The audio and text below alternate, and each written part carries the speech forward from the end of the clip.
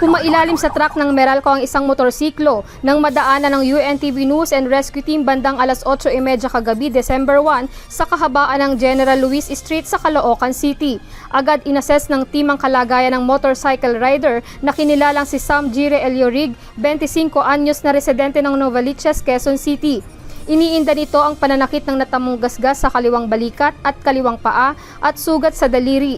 Ayon sa rider, hindi niya napansin ang nakaumbok na semento sa gilid ng kalsada, dahilan upang mawalan ito ng kontrol sa minamanehong motorsiklo bago pumailalim sa kasabay na truck. Ano ba yung bag ko? Kasi may kasunod ako doon. Magkasunod ako. Tapos hindi ko naman na-expect na mayroong culvert pala. Kasunod ko din yung truck niya. Hindi. May kasunod din ako motor. Ay, Pero kasunod ko yung motor din sa may gilid. pero yung truck ko, sabi niyo. Kasabay ko eh. Ayon naman sa driver ng truck, galing sila ng Novaliches substation at pauwi na sana nang mangyari ang aksidente. Dahil doon sa meron doon Parang may- na nakaumbok, doon siya tumama, then pumasok siya sa magis yung motor niya sa gilid ko. Running kami, running. Yan, pikpo ko siguro mga 40. Dito. Siguro siya sumasabay or gusto niya nasa tumama siya dun sa may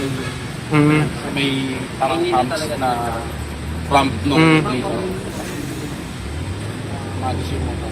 Nangain naman siya. Hilado naman siya. Paano niyo po nalaman, sir, na mayroong na aksidente? May lumagabog sa gilid ko. Running kami, then biglang flat.